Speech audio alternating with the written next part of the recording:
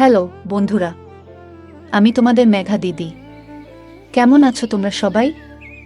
আশা করি অনেক অনেক ভালোই আছো।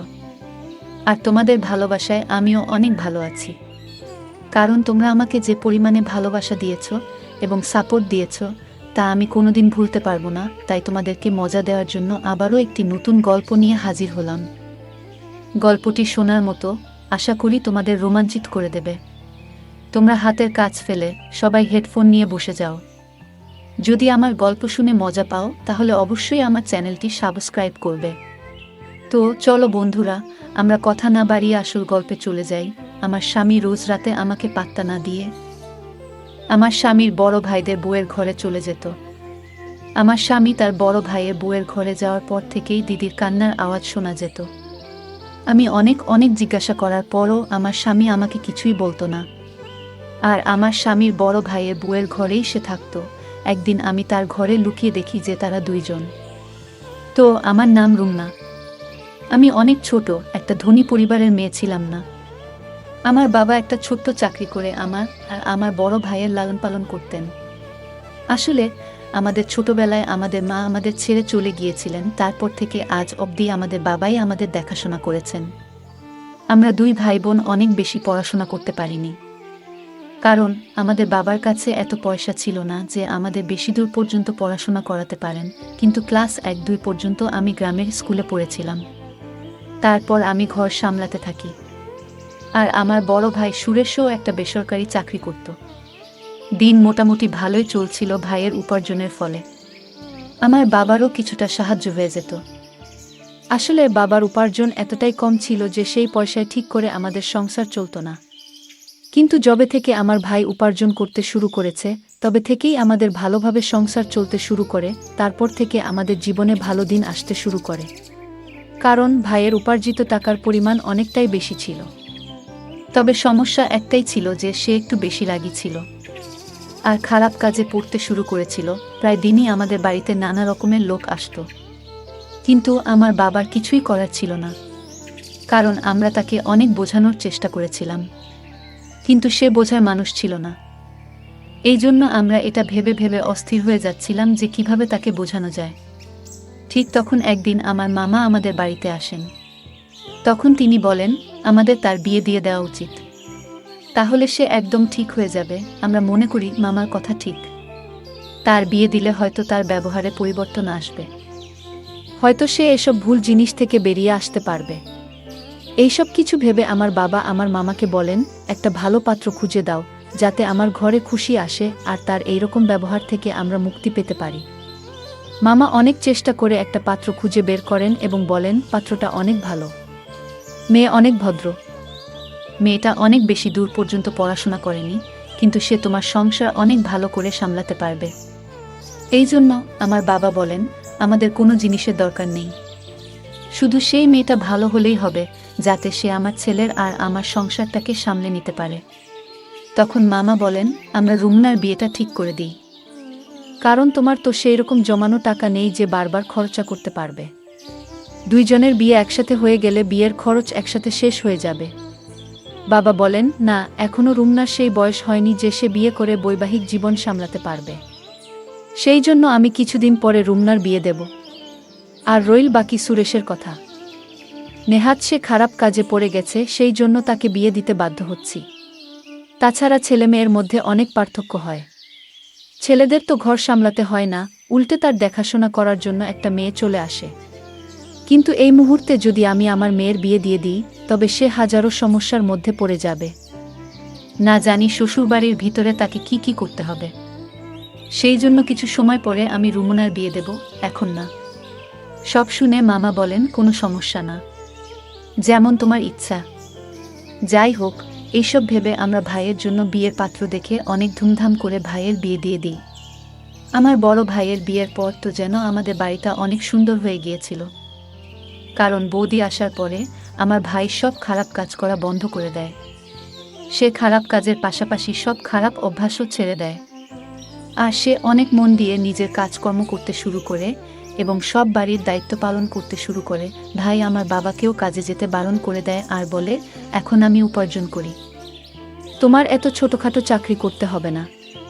এখন বাবা সারাদিন বাড়িতে বসে আরাম করেন, বৌদি তার সেবা করেন, আর ভাই মন দিয়ে চাকরি করে পয়সা উপার্জন করতে শুরু করে, যার জন্য আমাদের সংসার অনেক ভালোভাবে চলে যেতে থাকে, পাশাপাশি আমাদের টাকাও জমতে শুরু করে। এখন আমাদের সুখের দিন ছিল। এভাবেই দিনগুলো পার হতে থাকে। আস্তে আস্তে আমার আর বৌদির মধ্যে এত ভালো সম্পর্ক তৈরি হয়ে যায় যে আমরা বৌদি আর আমি কম, একে অপরের বোন বেশি ছিলাম। আমি সব কথা আমার বৌদিকে বলতাম, আর বৌদি আমাকে নিজের সব থেকে ভালো বন্ধু মনে করত। সে তার নিজের সব ছোট বড় কথা আমাকে বলতো, আর সে বলতো, তুমি তো আমার নিজের ছোট বোনের মতো। আমার আর বৌদির এত ভালো সম্পর্ক দেখে বাবা আর ভাই অনেক খুশি হতো। হয়তো আমার বৌদি আমার বাবা ভাইয়ের এত ভালোবাসা পেয়ে সে তার বাবার বাড়িতেও যেতে চাইতো না। আমি মাঝে মাঝে ভাবতাম, এ কেমন মেয়ে যে বাবার বাড়ি থাকার চেয়ে শ্বশুরবাড়িতে থাকতে বেশি পছন্দ করে। হ্যাঁ, এটাই আমার বৌদি ছিল। সে এইরকমই। হয়তো সে এখানে বাবার বাড়ির থেকে বেশি ভালোবাসা পেত, সেই জন্যই সে তার বাবার বাড়িতে যেতে চাইতো না। তাছাড়া তার সাথে এমন ব্যবহার করতে আমারও ভালো মনে হতো। আর তাছাড়া আমার বাবা আমাদের সবসময় বোঝাতেন, যেমন কর্ম করবে তেমনই ফল পাবে। আর যদি তুমি তোমার বৌদির সাথে ভালো ব্যবহার করো, তাহলে পরবর্তীকালে তুমিও শ্বশুরবাড়িতে গিয়ে ভালোভাবে থাকতে পারবে। এইভাবেই আমি সবার সাথে মিলেমিশে থাকতাম। এখন আমার মামা আবার আমাদের বাড়িতে এসে বললেন, এখন তো আর কোনো সমস্যা নেই। সুরেশের বিয়ে হয়েছে, অনেক দিন হয়ে গেছে। এখন আমাদের রুমনার জন্য পাত্র দেখা উচিত, কারণ এখন রুমনার বিয়ের বয়স হয়ে গেছে। তখন আমার বাবা বললেন, এখন আমার রুমনার বিয়ে দিতে কোনো অসুবিধা নেই, কারণ আমার ছেলে ঘর সামলে নিয়েছে, আর আমার সেবা করার জন্য আমার মেয়ের মতো একটা বউ এনেছে। এখন রুমনার জন্য একটা ভালো ছেলে খুঁজতে হবে। তখন বাবা মা আমাকে বলেন, তোমার কাছে যদি কোনো ভালো পাত্র থাকে তবে তুমি বলো। তাছাড়া আমার ছেলের জন্য তো তুমি পাত্র খুঁজে বের করেছিলে, আর পাত্রটা এত ভালো যে আমি আজও তার গুণগান করি।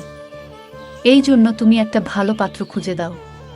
তখন মামা বললেন, খোঁজার কি দরকার আছে, আমার বন্ধুর ছেলেই তো আছে। তারা দুই ভাই, বাড়িতে মা বাবা আর দুই ভাই মিলিয়ে মোট 4 জন থাকে।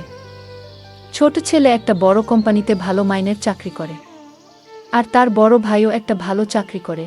আসলে তার বড় ভাইয়ের বিয়ে আগে থেকেই ঠিক হয়ে আছে, এজন্য ছোট ছেলের জন্য পাত্র খোঁজা হচ্ছে। ছোট ছেলের জন্য ভালো মেয়ে খুঁজে পাওয়া গেলে দুই ভাইয়ের একসাথে বিয়ে দিয়ে দেবে, সেজন্য তারা আমাকে পাত্রের জন্য বলেছে। তাই আমি রুমনার কথা তাদেরকে বলেছি, সেই জন্য আমার মনে হলো তোমার থেকে অনুমতি নেওয়া উচিত। বাবা বললেন, এতে মতো নেওয়ার কি দরকার আছে, তোমার যখন ইচ্ছা ছেলের বাড়ির লোকদের ডাকতে পারো, আমরা তৈরি আছি। মামা বললেন, ঠিক আছে, তবে কালকে ডেকে নেব। পরের দিন আমার স্বামী তার কিছু বন্ধুদের নিয়ে আমাদের বাড়িতে আমার জন্য পাত্র দেখতে আসে। আমার স্বামীর নাম ছিল রমেশ। রমেশকে দেখতে অনেক সুন্দর ছিল, আর ভালো পোশাক পরার জন্য তাকে আরও বেশি সুন্দর দেখাচ্ছিল। রমেশকে দেখে তো আমার হুঁশ উড়ে গেল। আমি বুঝতেই পারছিলাম না যে এত সুন্দর ছেলে আমাকে পছন্দ করবে কিনা। কিন্তু যখন নিজেদের মধ্যে কথা বলার জন্য আমাদের দুইজনকে একটা জায়গায় ছেড়ে দেওয়া হয়, তখন রমেশের কথা আমার মন ছুঁয়ে যায়। রমেশ এত মিষ্টি করে, এত ভালোভাবে কথা বলছিল যে মনে মনে আমি তাকে নিজের স্বামী হিসেবে স্বীকার করে নিয়েছিলাম। পাশাপাশি ভগবানের কাছে প্রার্থনা করছিলাম যেন কোনো রকমে আমাদের বিয়েটা হয়ে যায়, কারণ প্রতিটা মেয়েরই একটা স্বপ্ন থাকে যে তার স্বামী দেখতে সুন্দর হবে, ভদ্র হবে, আর এই সমস্ত গুণই রমেশের মধ্যে ছিল। আমি কি করে তাকে ছেড়ে দিই? তখন ভাবলাম, যদি আমার ভাগ্যে রমেশ থাকে তো নিশ্চয়ই তার সাথে আমার বিয়ে হবে।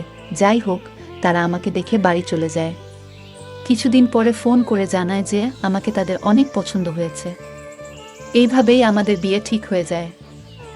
আমি আর রমেশ ফোনে কথা বলতে শুরু করি। এইভাবেই দিনগুলো কাটতে থাকে। রমেশের সাথে কথা বলতে আমার একটুও ভয় হতো না। আমি পুরোপুরি রমেশকে ভালোবেসে ফেলেছিলাম। এইভাবেই আমাদের বিয়ের দিন আসতে থাকে। আমাদের বাড়িতে আত্মীয়রা আসতে শুরু করে। আমার বড় ভাই বিয়ের দায়িত্ব অনেক ভালোভাবে সামলে নিচ্ছিল। সে কোনো জিনিসের অভাব রাখেনি, এত সুন্দর পরিবেশ তৈরি করেছিল, দেখে মনে হচ্ছিল মেয়ে নয় যেন ছেলের বিয়ে হচ্ছে। আমার বাবা আর ভাই আমার বিয়ে নিয়ে অনেক খুশি ছিল। বাবা বলল, আমি কখনো চাই না যে রুমনার এটা মনে হোক যে তার মা থাকলে আরও ভালো করে বিয়ে হতো। কিন্তু মায়ের অভাব তো সে চাইলেও পূরণ করতে পারবে না। তবে বাবা আমার জন্য এত কিছু করছিল যে আমি তার ঋণ কোনোদিন শোধ করতে পারবো না। কিন্তু এত আত্মীয় স্বজনের ভিডিও, মায়ের কথা আমার অনেক বেশি করে মনে পড়ছিল। আমি কাউকে বুঝতে দিইনি, কারণ আমি চাইনি যে সবার মন খারাপ হোক বা তারা অকারণেই চিন্তিত হয়ে পড়ুক। এজন্য সবার সামনে সব সময় হাসি খুশি থাকতাম, যাতে কেউ বুঝতে না পারে যে মায়ের কথা আমার খুব মনে পড়ছে। এইভাবে বিয়ের দিন চলে এলো, আমার রমেশের সাথে অনেক ভালোভাবে বিয়ে হয়ে গেল। আমি নিজের বাবার বাড়ি থেকে বিদায় নিয়ে শ্বশুরবাড়ি চলে গেলাম, অনেক আশা নিয়ে শ্বশুরবাড়িতে যাই। আমাকে খুব ভালোভাবে গৃহপ্রবেশ করানো হয়। অনেক নিয়ম পালন করার পর আমাকে কিছু মেয়েদের মাঝখানে বসানো হলো। তারা রমেশের গুণগান করছিল, তাদের কথা শুনে আমার খুব ভালো লাগছিল। কারণ এতদিন ধরে আমি নিজেও রমেশের মধ্যে এই গুণগুলো দেখেছি। আমি তখন শুধু অধীর আগ্রহে অপেক্ষা করছিলাম কখন রমেশের সাথে সময় কাটাবো। অনেক অল্প সময়ের মধ্যেই আমাকে রমেশের ঘরে বসানো হলো। কিছুক্ষণের মধ্যেই রমেশ ঘরে এলো। তার আসার পরে আমরা নিজেদের মধ্যে কিছুক্ষণ কথা বলি। তারপর আমাদের নতুন জীবন শুরু হয়। পরের দিন আমি ঘুম থেকে উঠে সবার জন্য খাবার তৈরি করি। শ্বশুরবাড়ির সবার সাথে কাজ করতে থাকি। আমি রমেশের বর দিদির সাথেও অনেক ভালোভাবে মিশে গিয়েছিলাম। আসলে রমেশের বিয়ের দিন তার বড় ভাইয়েরও বিয়ে হয়েছিল। আমাদের দুইজনকে একসাথে গৃহপ্রবেশ করানো হয়েছিল। আমাদের দুইজনেরই আজ এই বাড়িতে প্রথম দিন ছিল। আমরা দুজনে মিলে একসাথে মিষ্টি বানালাম আর সবার মন জয় করে নিলাম। আমি এখন আমার স্বামীর বড় ভাইয়ের বুদিকে নিজের বর দিদির মতো মানতে শুরু করেছিলাম। আমি তার সেবাও করতাম। আমার বুদিও আমাকে ছোট বোনের মতো আদর করত।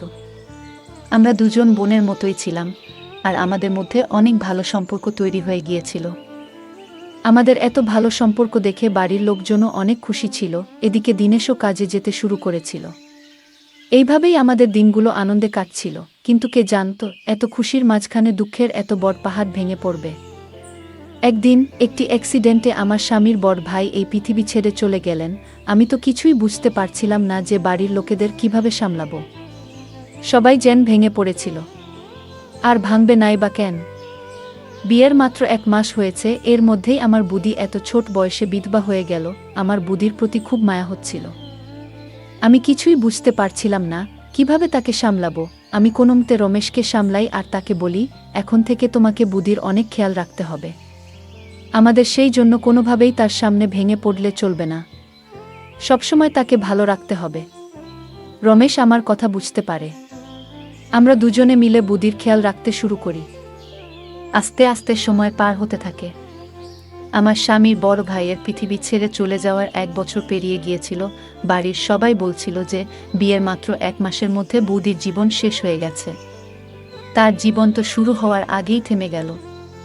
তাই সবাই মিলে ঠিক করল বৌদির আবার বিয়ে দেওয়া হবে, যাতে তার ভবিষ্যৎ জীবন সুখের হয়। বেচারির না কোনো সন্তান ছিল আর না স্বামী। সে একা কিভাবে এত বড় জীবন পার করবে? কিন্তু বুদি বলল, আমি যখন থেকে এই বাড়িতে এসেছি তখন থেকেই আমি আমার স্বামীকে কথা দিয়েছিলাম, যতদিন বাঁচব এই বাড়ির বউ হয়েই থাকব। আমি আমার এই কথা সারা জীবন পালন করব। তাতে আমার সন্তান থাকুক বা না থাকুক, যখন রমেশ আর তোমার সন্তান হবে তখন আমি তাকে নিজের সন্তানের মতো আদর করব, ভালোবাসব। সেই হবে আমার জীবনের অবলম্বন। আমার বুদির এরকম কথা শুনে আমি খুব খুশি হই। তখন আমি আর রমেশ একটা প্ল্যান করি যে আমাদের প্রথম সন্তান বুদিকেই দেব। সে যেন তাকে নিজের সন্তানের মতো মানুষ করতে পারে আর তার সাথে সারা জীবন কাটিয়ে দিতে পারে। এই ভেবেই আমরা শান্তিতে থাকতে শুরু করি। কিন্তু এই কিছুদিন ধরে আমার সামনে অদ্ভুত অদ্ভুত দৃশ্য আসতে শুরু করে। আসলে আমার স্বামী সন্দেহ হলেই আমার কাছে না এসে বুদির ঘরে যেত। আমার স্বামী তার ঘরে যেতেই আমি শুনতে পেতাম বুদির ঘর থেকে অনেক আওয়াজ আসছে। এমন মনে হতো যেন বুদি কাঁদছে। আমি এটা কিছুতেই বুঝতে পারতাম না যে রমেশ আমার বর দিদির ঘরে গিয়ে তার সাথে কি করে। আমাকে এড়িয়ে আমার স্বামী আমার বর দিদির ঘরে যেতই বা কেন? আমি কিছুটা তো আন্দাজ করতেই পেরেছিলাম যে কি হতে পারে। অফিস থেকে ফিরেই সে বর দিদির ঘরে চলে যেত আর সারারাত তার ঘরেই থাকত। আমি যখনই এই ব্যাপারে রমেশের সাথে কোনো কথা বলার চেষ্টা করতাম তখনই রমেশ এড়িয়ে যেত। এখন আমার মধ্যে অন্যরকম চিন্তা আসতে থাকে যে আসলে হচ্ছেটা কি? রমেশ তার বৌদির ঘরে এমন কি করে? আর রমেশের যাওয়ার পর আমার বড় দিদি এত আওয়াজ কেন করে? আমি চেয়েও কিছু বুঝতে পারতাম না। আমি এই ব্যাপারে আমার বড় দিদিকে জিজ্ঞাসা করি, কিন্তু সেও কিছু বলে না। আমি বুঝতে পারছিলাম না যে আমি কি করে এদের রহস্য জানতে পারবো। আমার এখন সন্দেহ হতে শুরু করে যে নিশ্চয়ই তাদের মধ্যে কিছু একটা চলছে। তা না হলে রমেশ আমাকে কেন এড়িয়ে আমার স্বামীর বড় ভাইদের বউয়ের ঘরে যাবে? যদি এমন কিছুই হয়ে থাকে, তবে রমেশের উচিত আমার সাথে এসে কথা বলা। কিন্তু রমেশ আমাকে কোনো কিছু বলতে চাইছিল না। তার জন্য আমি একদিন ভাবলাম যে আমি ঘরের মধ্যে লুকিয়ে যাই, যাতে জানতে পারি আসল রহস্যটা কি। তাহলে কোনটা সত্যি আর কোনটা মিথ্যে প্রমাণ হয়ে যাবে। যদি সত্যি এরকম কোনো কথা থেকে থাকে, তবে আমি তাদের নিয়ে সবার সামনে যাব। আমি রোজ রোজ আর এসব সহযোগ করতে পারছিলাম না। এইসব ভেবে একদিন আমি তার ঘরে লুকিয়ে বসে রইলাম। কিছুক্ষণ পর তারা যখন ঘরে এলো, তারপর আমি যা দেখলাম সেটা দেখে আমার মনটা কেঁপে উঠল। আমি দেখলাম যে আমার স্বামীর বড় ভাইয়ের বউ আমার স্বামীর বড় ভাইয়ের ছবি হাতে নিয়ে কাঁদছিল। তখন রমেশ তাকে আস্তে আস্তে সামলানোর চেষ্টা করছিল। আমি কিছু বুঝতে না পেরে হঠাৎ ঘরের মধ্যে থেকে বাইরে বেরিয়ে আসি। আমাদের হঠাৎ সেখানে দেখে তারা অবাক হয়ে ওঠে। তখন রমেশ বলে, তুমি এখানে লুকিয়ে কি করছো? তখন আমি বলি, আমি জানতে চাইতাম যে আসলে তোমাদের মধ্যে কি চলছে। তখন রমেশ আমার কথায় রেগে গিয়ে বলল, তুমি সত্যি জানতে চাও তো তাহলে শোনো। আসলে আমার বড় ভাইয়ের অ্যাক্সিডেন্ট তোমার ভাই করিয়েছে। কারণ সে আমার বৌদিকে অনেক আগে থেকে ভালোবাসতে পছন্দ করত। আর তার সাথে বৌদির বিয়ে না হওয়ায় তার রাগ অনেক সীমায় পৌঁছে যায়। আর যখন আমার বড় ভাইয়ের সাথে বৌদির বিয়ে হলো, তখন তোমার ভাই আমার বড় ভাইয়ের অ্যাক্সিডেন্ট করিয়ে দেয়। আর প্রতিদিন আমার বৌদিকে বিরক্ত করতে শুরু করে। যখন রমেশ আমার ভাইয়ের করা সব অন্যায়ের কথা বলে, সেগুলো শুনে তো আমি বিশ্বাসই করতে পারছিলাম না। আমি অনেক ভেঙে গিয়েছিলাম। রমেশ আমাকে সামলে বলে, আমরা তোমাকে এই জন্য বলিনি যাতে তুমি কোনো রকম কষ্ট না পাও। আমরা এটা আগে থেকেই জানতাম। আমি রোজ রাতে ওই জন্য বৌদিকে বোঝাতে আসতাম যে কোনোভাবে যেন রুমনা এইসব কথা না জানতে পারে। আর এই ব্যাপারটাকে আমরা যে কোনোভাবে মিটিয়ে নিতে চাইতাম। আমরা চাইতাম যে তোমার ভাই নিজে থেকে বুঝতে পারে। কারণ দুই পরিবারের সম্পর্ক আমি কোনোভাবেই নষ্ট হতে দিতে চাইতাম না। রাগ আমারও হতো, সে আমার বড় ভাইকে শেষ করে ফেলেছিল। কিন্তু আমি তোমার মুখের দিকে তাকিয়ে কোনো কথা বলিনি। যখন এইসব কথা আমার সামনে এলো, তখন আমার মনটা কেঁপে উঠল। আমি চেয়েও আমার চোখের পানি আটকাতে পারিনি। আমি তো ভেবেছিলাম যে আমার ভাই ঠিক হয়ে গেছে, কিন্তু সে তো এত বড় কাজ ঘটিয়ে ফেলেছিল। আমি রমেশকে বললাম, তুমি তাকে শাস্তি দেবে কিনা এটা তোমার ব্যাপার, কিন্তু আমি তো তাকে সাজা দিয়ে ছাড়ব। যখন এইসব কথা আমি বাড়িতে জানাই, তখন তারা পুলিশকে ফোন করে। আর পুলিশ এসে তাকে গ্রেফতার করে নিয়ে যায়। আমি সৃষ্টিকর্তাকে অশেষ ধন্যবাদ জানাচ্ছিলাম যে তিনি আমাকে এমন একজন স্বামী দিয়েছেন, যে সব সময় আমাকে বোঝায়, আমাকে সামলে রাখে। আমি তো শুধু শুধু তার উপর সন্দেহ করছিলাম। কিন্তু সে তো আমার জন্য নিজের বড় ভাইয়ের অপরাধীকেও ছেড়ে দিয়েছিল। আমি রমেশের হাত ধরে তার কাছে ক্ষমা চাই, আর আমার স্বামীর বড় ভাইয়ের বউয়ের কাছেও ক্ষমা চাই। তখন আমার বড় দিদি বলে, যা হবার তা হয়ে গেছে। আমরা তোমাকে কথাগুলো জানাতে চাইনি, সেই জন্য রমেশ আমার ঘরে এসে আমাকে সান্ত্বনা দিত। আমরা চাইছিলাম না যে তোমার কোনো সমস্যা হোক। কারণ যখন তুমি জানবে যে এসবের পিছনে তোমার ভাইয়ের হাত আছে, তখন তুমি অনেক দুঃখ পাবে। এটা আমরা অনেক ভালো করেই জানতাম। আমি আমার স্বামীর বড় ভাইয়ের বুকে ধরে কাঁদতে থাকি। তখন রমেশ বলে, তুমি ঘাবড়ে যেও না। আমি রমেশের দিকে তাকিয়ে ভাবতে থাকি, এত ভালো স্বামী যে আমাকে সবসময় সমস্যা থেকে বাঁচায়। আর আমি কি করে তাকে সন্দেহ করলাম? এখন আমার নিজের উপরও লজ্জা পাই। আর আমি রমেশ আর আমার স্বামীর বড় ভাইয়ের বউয়ের চোখের দিকেও তাকাতে পারছিলাম না লজ্জায়। বন্ধুরা, আজকের ভিডিওটা এখানেই শেষ করলাম। অনেক কষ্ট করে ভিডিওটি আপনাদের জন্য বানিয়েছি। যদি ভিডিওটি আপনাদের ভালো লেগে থাকে, তাহলে একটা লাইক করবেন এবং চ্যানেলটি অবশ্যই সাবস্ক্রাইব করবেন। এই আশা ব্যক্ত রেখে আপনাদের কাছ থেকে বিদায় নিচ্ছি। দেখা হবে আগামীকালের নতুন কোনো ভিডিওতে। সে পর্যন্ত সবাই ভালো থাকুন, সুস্থ থাকুন। ধন্যবাদ।